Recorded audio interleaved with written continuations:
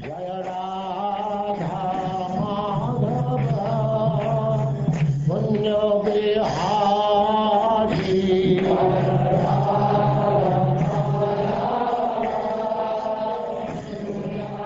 now Chapter 6, The Activities of Lord Rsabhadeva.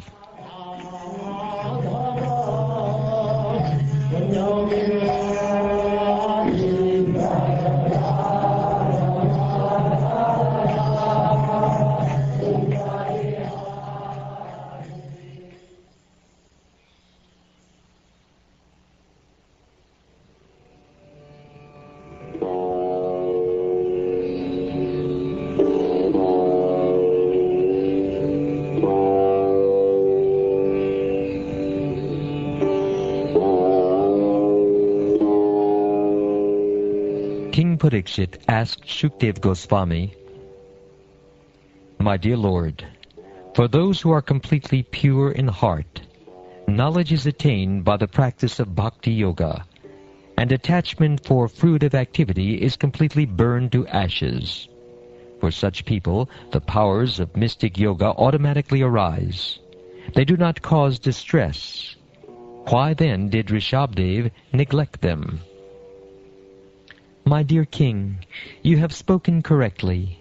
However, after capturing animals, a cunning hunter does not put faith in them, for they might run away. Similarly, those who are advanced in spiritual life do not put faith in the mind. Indeed, they always remain vigilant and watch the mind's action. All the learned scholars have given their opinion.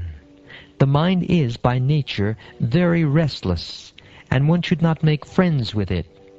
If we place full confidence in the mind, it may cheat us at any moment. Even Lord Shiva became agitated upon seeing the Mohini form of Lord Krishna, and Sobari Muni also fell down from the mature stage of yogic perfection. An unchaste woman is very easily carried away by paramours, and it sometimes happens that her husband is violently killed by her paramours. If the yogi gives his mind a chance and does not restrain it, his mind will give facility to enemies like lust, anger, and greed, and they will doubtlessly kill the yogi. The mind is the root cause of lust, anger, pride, greed, lamentation, illusion, and fear. Combined, these constitute bondage to fruitive activity. What learned man would put faith in the mind? Lord Rsabhadeva was the head of all kings and emperors within this universe, but assuming the dress and language of an avadhuta, he acted as if dull and materially bound. Consequently, no one could observe his divine opulence. He adopted this behavior just to teach yogis how to give up the body.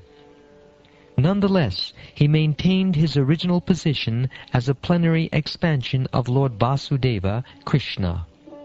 Remaining always in that state, he gave up his pastimes as Lord Rsabhadeva within the material world. If, following in the footsteps of Lord Rsabhadeva, one can give up his subtle body, there is no chance that one will accept a material body again.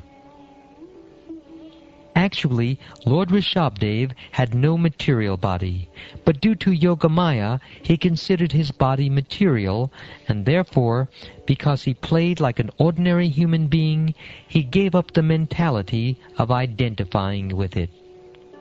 Following this principle, he began to wander all over the world.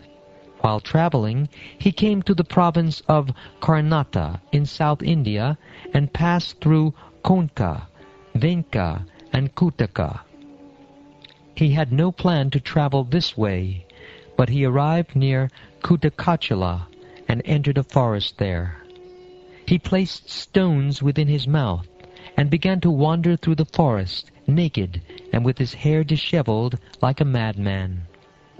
While he was wandering about, a wild forest fire began. This fire was caused by the friction of bamboos which were being blown by the wind. In that fire, the entire forest near Kutakachula and the body of Lord Rsabhadeva were burnt to ashes.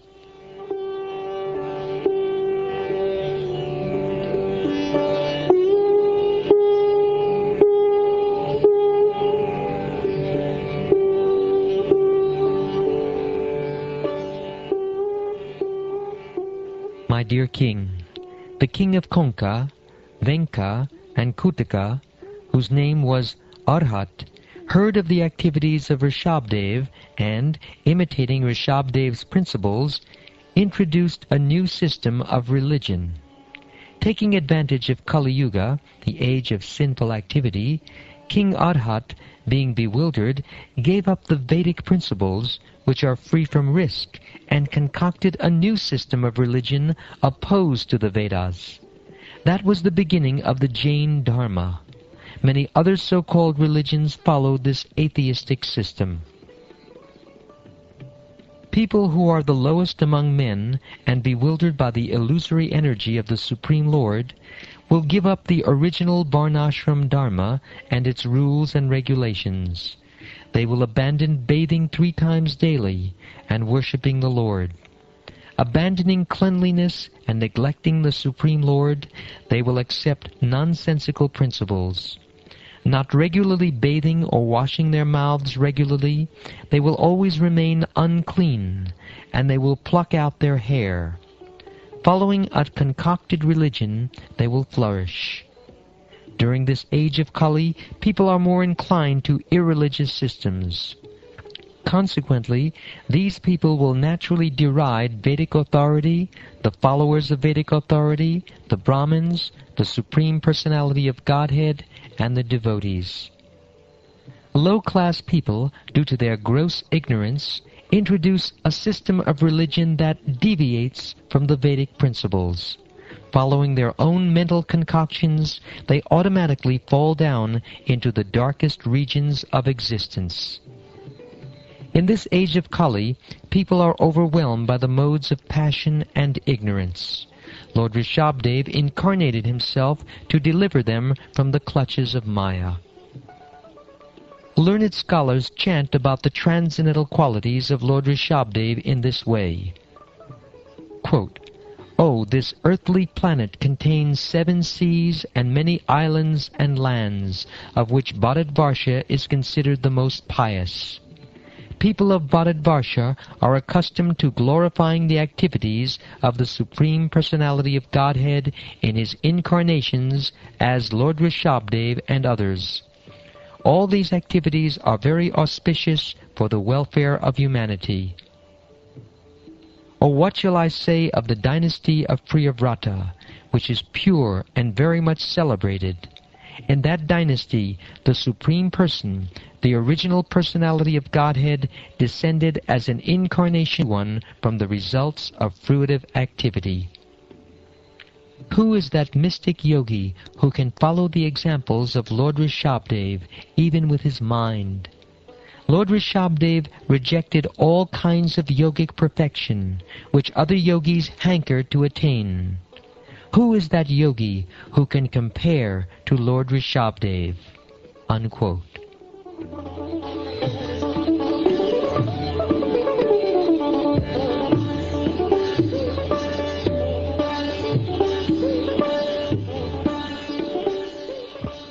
Lord Rsabhadeva is the master of all Vedic knowledge, human beings, demigods, cows, and Brahmins.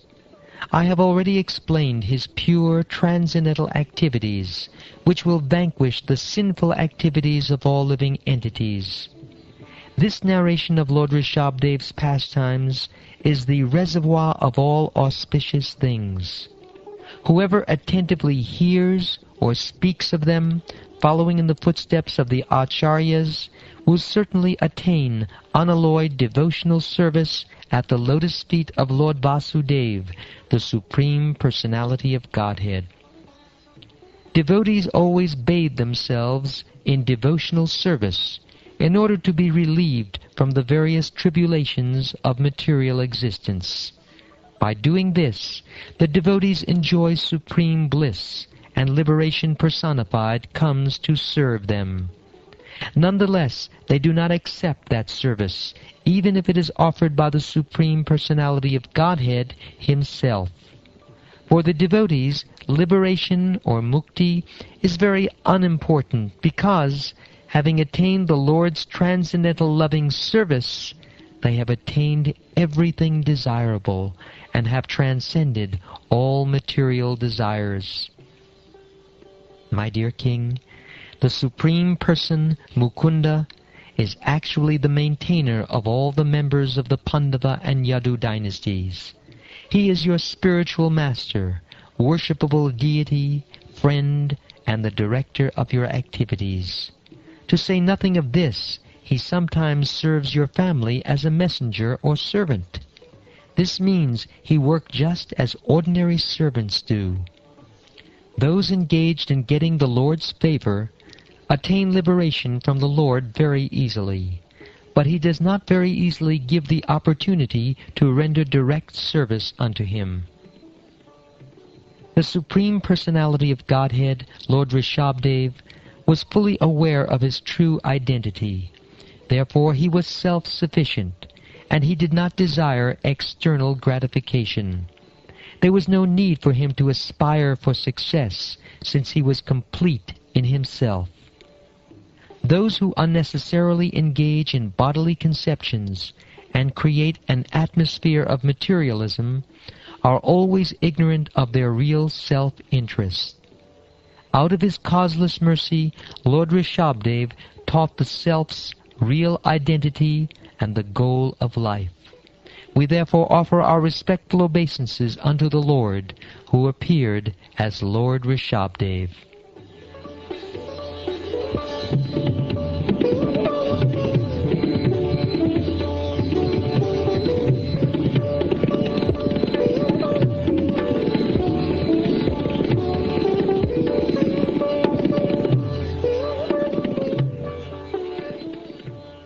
Thus ends the 6th chapter of the 5th canto of the Srimad Bhagavatam, entitled The Activities of Lord Rsabhadeva.